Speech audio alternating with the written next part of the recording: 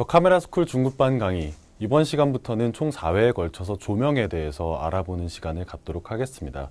이번 시간은 그 첫 번째 시간으로 기본적인 조명에 대한 이해를 가지도록 하겠습니다.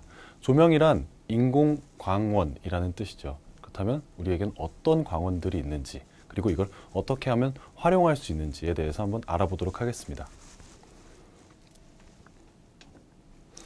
먼저 사진 작품을 좀 보고 가시겠습니다. 그레고리 크루드슨이라는 미국의 유명한 사진 작가의 작품입니다. 마치 뭔가 UFO가 나를 바라보고 있는 듯한 신비로운 영화의 한 장면인 것 같아 보이기도 합니다. 그레고리 크루드슨은 시네마토그래피라는 장르에 굉장히 선구자적인 역할을 하고 있습니다. 영화의 한 장면 같은 그런 이미지들 말이죠. 여기 보시는 작품도 어떤 영화의 한 장면 혹은 영화의 포스터 같은 그런 연출들이 들어가 있는 것을 보실 수 있습니다. 굉장히 진지한 표정으로 뭔가 자세를 취하고 있는 배우들처럼 보이기도 하고요. 그리고 일상적인 생활이 아니라 뭔가 SF적인 혹은 공상과학이나 약간 조금 특이한 그런 장면들을 연출하고 또 기묘한 그런 분위기를 자아내고 있습니다.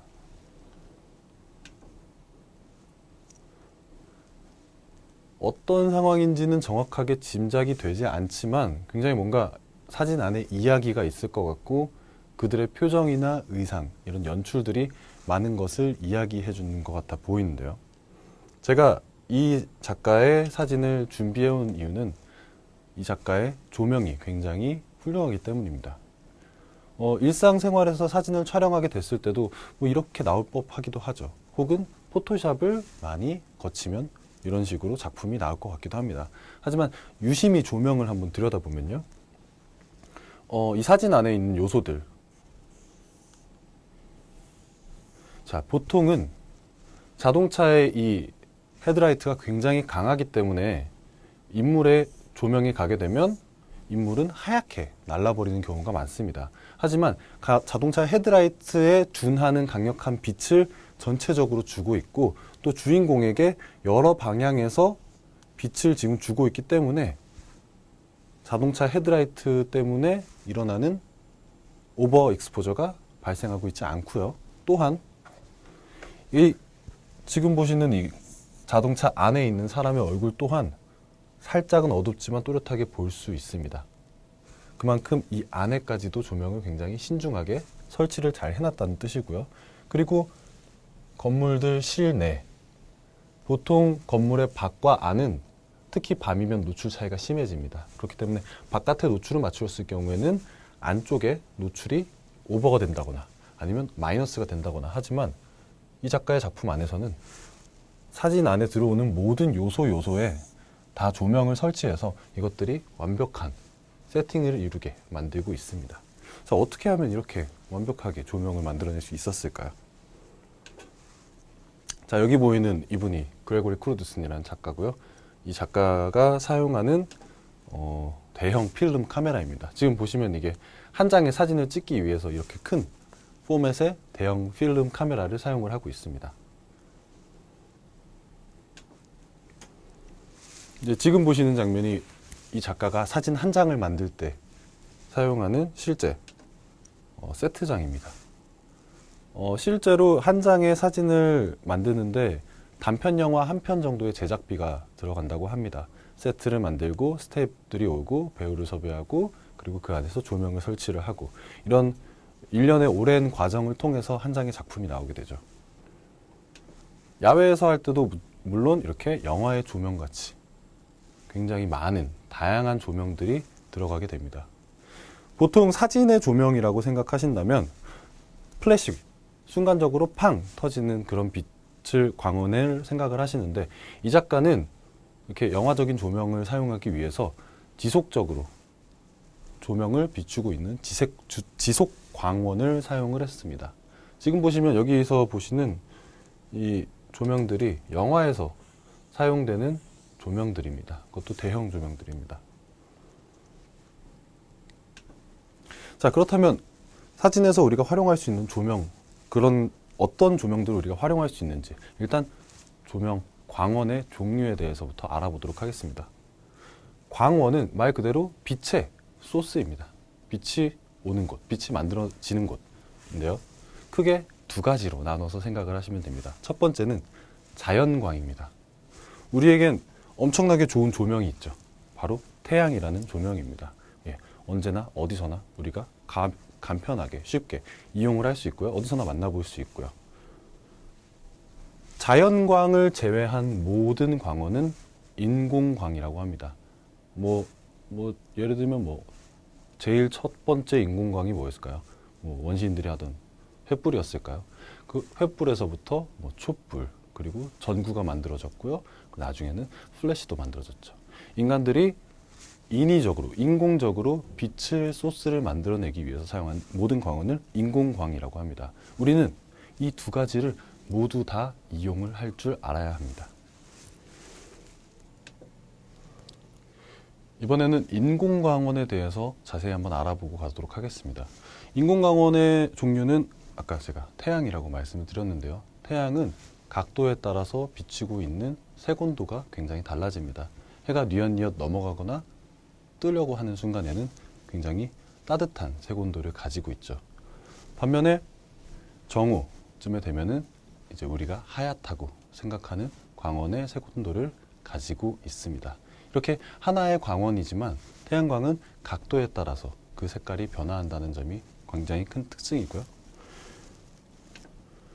그리고 자연광, 태양광이라고 얘기를 하면 그래, 우리가 하늘에 태양이 밝게 빛나고 있을 때 그게 우리의 자연광원이구나 라고 생각하시겠지만, 사실 이렇게 해가 쨍쨍한 날에도, 그리고 구름이 낀 날, 비가 오는 날 모두 다 다른 특징들을 가지고 있습니다. 자, 생각해 볼게요. 왜 태양이 쨍쨍하게 내리쬐는 오후의 날에 그림자를 굉장히 진하고 발 밑에서 쉽게 찾아볼 수 있습니다. 하지만 비 오는 날 그림자를 찾아보기가 조금은 어렵습니다. 굉장히 부드러운 콘트라스트를 만들어내죠. 이것 또한 인공광원의 특징입니다. 구름 낀 날에는 부드러운 콘트라스트, 구름이 없이 쨍쨍한 날에는 굉장히 강렬한 콘트라스트를 가지고 있고요. 그리고 지금 옆에 보시는 사진은 창문을 통해서 인물에게 들어오고 있는 태양광입니다. 이것 역시도 우리가 인공적인 광원을 이용한 것이 아니라 자연광의 형태를 수정하고 활용해서 만들어내는 사진인 거죠. 윈도우 라이트에 대한 부분은 조명의 활용 두 번째 시간에 굉장히 자세하게 한번 더 다뤄볼 겁니다. 이렇게 날씨에 따라서, 상황에 따라서 다양한 종류의 자연광이 존재하는 것을 알 수 있고요. 그렇다면 인공광원에 대한 얘기를 이제부터 해볼 건데요. 인공광원은 크게 두 가지 종류로 나뉜다고 생각하시면 됩니다. 첫 번째, 지속광입니다. 지속광은 우리가 항상 주변에서 볼 수 있죠. 실내에서 형광등이나 백열등, 굉장히 많은 곳에서 활용이 되고 있고요. 그리고 사진에서 많이 쓰이는 순간광원입니다. 플래시라고 하죠. 플래시는 너무나 짧은 순간에 번쩍거리기 때문에 그것의 시간을 재는 것은 굉장히 어렵습니다. 그래서 그냥 반짝하는 그 시간 안에 빛의 방향이나 빛의 강도를 우리가 미리 계산하고 이용을 할 줄 알아야 됩니다. 그런데 플래시는 왜 쓸까요? 사실 그냥 이렇게 인공 광원 중에서도 지속적으로 나에게 들어오는 광원을 쓰면 되는데요. 그 이유는 그 조명의 세기에 있습니다. 같은 와트수를 가진 인공 지속광과 순간 광원이 있으면 순간적으로 번쩍거리는 이 순간광이 훨씬 더 강력한 빛을 내뿜습니다. 그렇기 때문에 사진은 영상보다 더 많은 빛을 필요로 하기 때문에 이렇게 순간적으로 번쩍이는 효율을 더 높이기 위해서 순간적으로 번쩍이는 플래시 라이트를 많이 사용을 하는 거죠. 자, 먼저 지속광원의 종류에 대해서 한번 알아보겠습니다. 사진이나 영상 이렇게 촬영에 쓰이는 용도로 많이 쓰이고 있는 지속광원이 바로 여기 보이는 이 텅스텐 조명입니다. 방금 전에 처음에 보셨던 그레고리 크루드슨 작가도 이런 영화에서 주로 사용되는 조명들을 이용해서 지속광으로 촬영을 했습니다. 물론 색온도도 굉장히 낮고요. 굉장히 붉은 색온도를 가지고 있고요. 그리고 광량도 사용하는 전기량에 비해서는 조금은 약하다고 느껴질 수 있지만 지속적으로 우리가 모델한테 어떤 식으로 빛이 들어가고 있는지 바로바로 눈으로 확인할 수 있기 때문에 굉장히 큰 장점을 가지고 있습니다. 하지만 단독적으로 사진 작가가 많은 수의 영화용 조명을 사용한다는 것이 결코 쉬운 일이 아닙니다. 굉장히 와트 수가 굉장히 크기 때문에 이거를 감당할 수 있을 만한 스튜디오도 있어야 되고, 스튜디오가 없다면은 전기 발전차를 불러서 이용을 해야 되기 때문에 굉장히 일반적으로 이용하기에는 조금 어려움이 있죠. 두 번째로 많이 쓰이는 지속 광원은 바로 이 형광등 조명입니다. 지금 보시는 이 형광등은 일반 집에서 사용하는 형광등이 아니라 영화용으로 제작된 특수 형광등입니다. 뭐 특수하다고 해봤자 그냥 조금 더 강도가 강하고, 그리고 색깔이 조금 더 주광, 그러니까 태양광에 비슷한 색깔을 내주는 그런 용도로 제작된 형광등이죠. 하지만 상대적으로 비용도 굉장히 저렴하고요. 그리고 효율도 좋습니다. 하지만 단점이 있다면은 너무 확산이 된다는 거, 너무 부드러운 빛을 만들어낸다는 거, 그래서 응용이 많이 제약이 있다라는 점이 있습니다. 자, 요즘 많이 사용되고 있는 조명들 중에 LED 조명이 굉장히 많이 사용되고 있습니다. 예, 가볍고요, 효율도 좋고요, 간편하고요, 그리고 가격도 저렴합니다. 자, 이렇게 전문가들이 사용을 하는 조명들이 이렇게 있다면 사실 그냥 우리가 주변에서 볼 수 있는 손전등, 이것 또한 광원으로서 활용이 가능합니다. 예, 사진에서는 라이트 페인팅을 할 때 되게 많이 쓰이기도 하고요. 이것들을 적절하게 응용을 해준다면 포인트식으로 사진에서 활용이 가능하겠습니다. 그리고 핸드폰 불빛을 이용을 한다면 또 부드러운 빛을 만들어낼 수도 있겠죠. 제가 핸드폰을 가지고 왔는데요. 자, 제가 핸드폰 불빛을 이용해서 제 얼굴을 한번 비춰보겠습니다. 네, 굉장히 이 작은 광원에서 나오는 빛이 제 얼굴의 형태에 어떤 영향을 주고 있습니다. 하지만 굉장히 인위적이죠. 그랬을 때 아주 간편하게 이런 A4 용지 한 장으로 이거를 막아준다면 조금 더 사용하지 않았을 때보다 부드러운 광원이 들어가는 것을 느끼실 수 있습니다. 네, 이렇게 몇 가지 간단한 도구만 있다면 사진을 좀 더 효과적으로 사용을 할 수 있겠죠.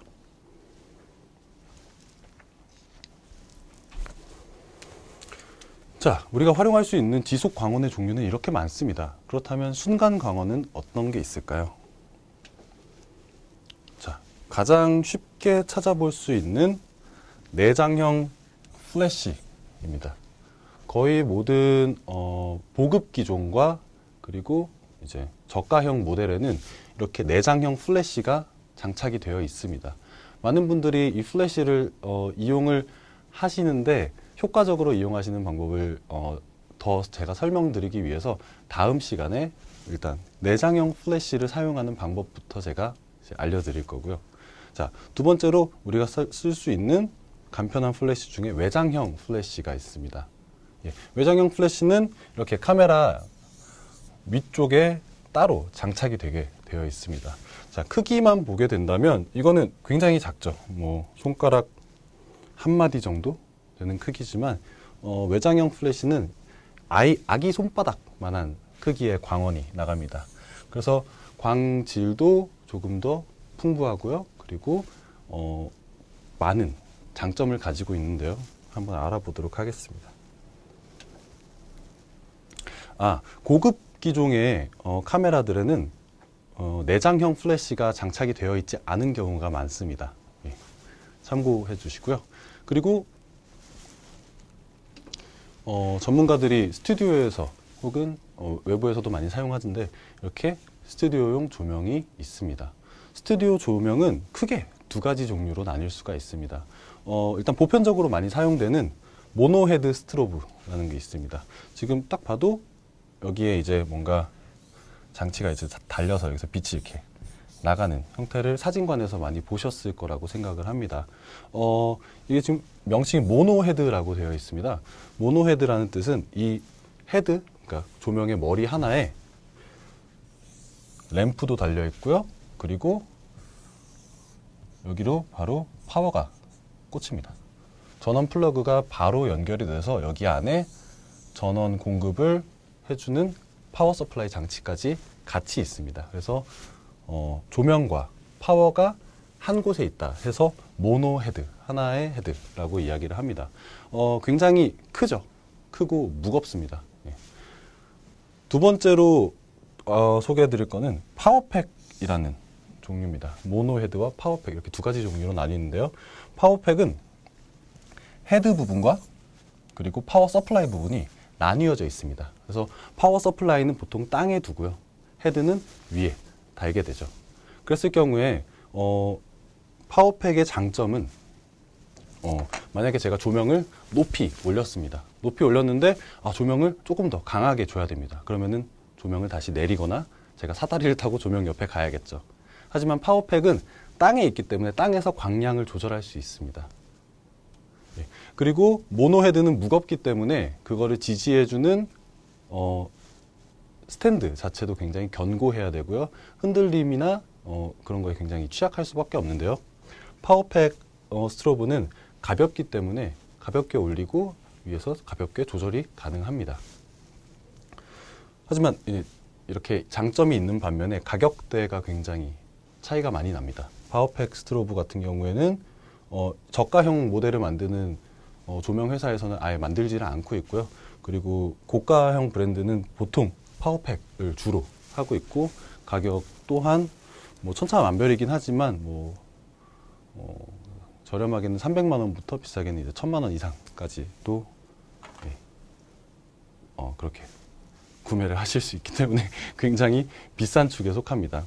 모노헤드 스트로브 같은 경우에는 저렴한 거는 한 20만 원, 30만 원에서도 구입을 하실 수 있습니다. 자, 지금 스튜디오 조명에 대해서 말씀을 드렸는데요. 스튜디오 순간광과 우리가 사용하는 간편한 순간광의 차이점이 있습니다. 자, 지금 보시는 사진이 스튜디오에서 지금 촬영하고 있는 장면입니다. 근데 분명히 지금 이 조명들은 모델을 비추고 이 조명들은 순간 광원입니다. 플래시입니다. 스튜디오 플래시인데 지금 불이 켜져 있죠. 순간광이라고 했는데 지속광이 있네요. 네, 맞습니다. 스튜디오 조명은요, 두 가지 조명을 동시에 가지고 있습니다. 지금 보시면은 여기를 동그랗게 감싸고 있는 램프가 하나 있고요. 그리고 중간에 톡 튀어나와 있는 램프가 하나 있습니다. 이렇게 두 가지를 모두 동시에 가지고 있는데요. 이 동그랗게 생긴 램프가 플래시 튜브입니다. 그래서 여기서 전기 신호를 줘서 가스가 방전이 되면서 펑 터지게 되고요. 그리고 평소에는 이렇게 일반적으로 노란 빛이 나오는 할로겐 등이 켜져 있습니다. 이 할로겐 등을 우리는 모델링이라고 합니다. 모델링 램프라고 이야기를 합니다. 근데 순간 광원을 이용을 해야 되는데 지속 광원이 나오고 있죠. 촬영을 할 때 내가 셔터 버튼을 누르게 되면 지속 광원이 꺼지고 순간 광원만 터집니다. 빛이 섞이면 안 되니까요. 꺼지고 팡, 그리고 다시 불이 켜집니다. 모델링이 존재하는 이유는 모델링이 없는 지하 스튜디오라고 가정을 한다면 모델한테 지금 플래시가 터졌을 때 어떤 모양으로 모델에게 그림자가 만들어질지 예측을 할 수 없죠. 그렇기 때문에 아주 약하지만 그래도 그림자의 방향을 볼 수 있는 그런 램프가 하나 필요하게 됩니다. 그래서 이름이 모델링, 조명의 방향을 미리 모델링을 해서 볼 수 있다라고 해서 모델링 램프라고 합니다. 그래서 간편하게 쓸 수 있는 플래시에는 모델링이 존재하지 않습니다. 하지만 스튜디오 조명에는 이렇게 두 가지가 같이 존재해서 조명의 방향을 미리 읽어볼 수 있다라는 점이 가장 큰 차이점일 수도 있고요. 그리고 역시 뭐니 해도 광량의 차이가 굉장히 많이 날 수밖에 없습니다. 이번 시간에는 정말 광원, 대한 이야기를 해봤습니다. 하지만 다음 시간부터는 이제 직접적으로 플래시를 활용해서 촬영에 도움이 되는 팁들에 대해서 알려드리도록 하겠습니다. 예, 감사합니다.